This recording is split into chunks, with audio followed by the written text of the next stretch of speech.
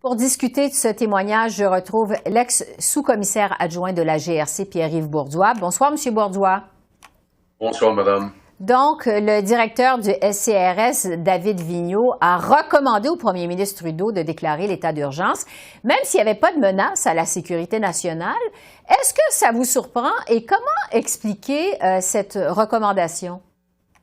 Ce qui est surprenant, c'est qu'initialement, si vous vous rappelez bien, la semaine dernière, la commission rencontre chaque témoin avant leur témoignage devant la commission pour déterminer un peu l'encadrement du témoignage. Dans ce contexte-là, M. Vigneault avait indiqué à ce moment-là, et ça avait été rendu public la semaine dernière, que, à son avis, il ne voyait pas la nécessité de déclencher la loi sur les mesures d'urgence. C'était avant son témoignage aujourd'hui, et c'est pour ça que ça m'a surpris un peu que, lors de son témoignage, il a à ce moment-là indiqué qu'il voyait d'un bon œil le déclenchement des mesures d'urgence. Donc, pour moi, ça a été un peu surprenant de voir qu'est-ce qui s'est produit entre la rencontre avec les enquêteurs de la commission et son témoignage d'aujourd'hui.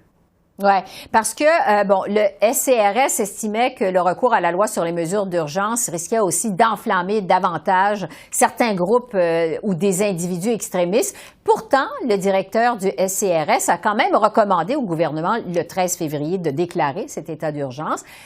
Le gouvernement, on se rappelle, annonçait son recours à cette législation d'exception le lendemain, le 14 février en après-midi. Comment vous réconciliez ces deux visions-là?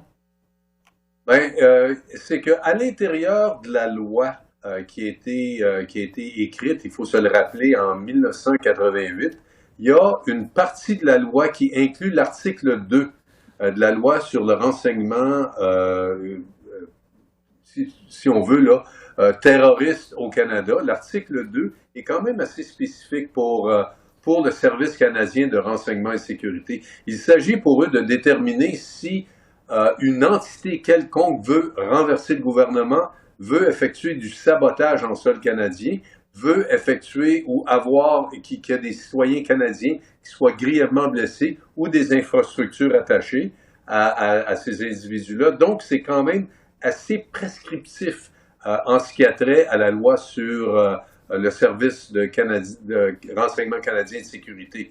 Donc, cette partie-là de la loi est incluse dans la loi sur les mesures d'urgence. Donc, je crois, et selon ce que j'ai entendu jusqu'à maintenant, des témoignages de bureaucrates quand même assez seniors à l'intérieur de l'appareillage gouvernemental, que eux regardaient l'ensemble des circonstances qui ont mené à la promulgation de la loi sur les mesures d'urgence. Donc, il n'y avait pas seulement le volet très spécifique de C6, mais il y avait l'ensemble des circonstances qui ont mené justement à cette déclaration-là. Oui.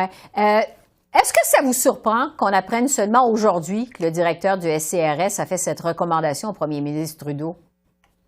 C'est assez surprenant si on considère ce qui a été dit la semaine dernière en relation avec ce qu'ils avaient partagé avec les enquêteurs de la commission avant sa comparution aujourd'hui. Donc, de là, le volte-face jusqu'à un certain point m'a surpris, puis j'imagine qu'ils ont surpris aussi les gens de la commission, puisque, évidemment, M. Vigneault a quand même expliqué dans son témoignage aujourd'hui qu'il y avait un contexte beaucoup plus large que simplement l'application stricte de la loi qui gère le Service canadien de renseignement de sécurité.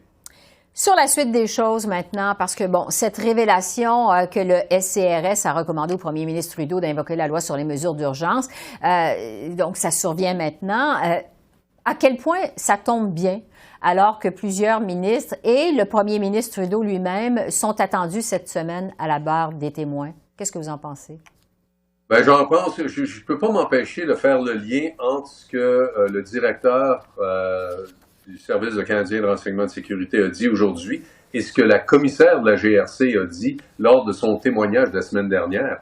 Donc, il semble évident que les hauts dirigeants de ces organismes-là, qui sont quand même jusqu'à un certain point responsables de la sécurité au niveau national semble s'arrimer avec ou se donner une base quand même assez solide aux élus pour pouvoir dire, ben, il est évident que si le directeur du Service canadien de renseignement et si la commissaire de la GRC nous disent que jusqu'à un certain point, la situation était quand même hors de contrôle, donc il est évident qu'on était justifié d'utiliser la loi sur les mesures d'urgence le 14 février. Ouais. Je le disais d'entrée de jeu, il y a plusieurs témoignages très attendus cette semaine devant cette commission, celui du premier ministre Trudeau notamment, plusieurs ministres. Qu'est-ce que vous allez surveiller, vous, plus particulièrement cette semaine? Ben, en fait, j'écoutais justement cet après-midi le premier témoignage du ministre Bill Blair, qui, encore une fois, basé sur son expérience à titre de directeur de police de la ville de Toronto pour 10 ans, indiquait que la situation qui prévalait, pas seulement à Ottawa, mais à Coutts en Alberta, alors que la GRC a arrêté 5 individus, ils ont saisi des armes à feu, qu'à Windsor, il y avait eu quand même un blocage important au pont qui a affecté énormément l'économie canadienne. Il a aussi mentionné Emerson au Manitoba. Donc, tout ça semble vouloir, ni plus ni moins, là, donner une vue d'ensemble de ce que les élus vont expliquer à la commission. Ce que je veux dire, c'est qu'il est évident que, outre la menace à la sécurité nationale, il y avait quand même un volet important de l'impact sur l'économie canadienne, alors que nos voisins du Sud, à Washington surtout, demandaient justement que le Canada mette fin à ce blocage-là qui affectait l'économie des États-Unis. Puis on parle au blocage du pont de l'ambassadeur à Windsor. Donc, tous ces éléments-là font que j'ai l'impression que les élus, les politiciens vont présenter une vue d'ensemble, évidemment de leur perspective, en disant que la menace était constituée, entre autres, jusqu'à quel point est-ce que l'économie canadienne a été affectée. Oui, parce que, bon, ces audiences de cette commission se terminent vendredi.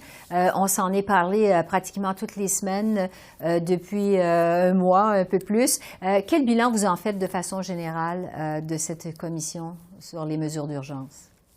Pour moi, c'est une commission qui, puis évidemment, j'avoue que je regarde tout le volet de l'aspect de la sécurité publique, étant donné que ça fait 47 ans que je suis quand même dans le domaine. Je trouve ça fascinant parce que j'écoutais aujourd'hui ce que M.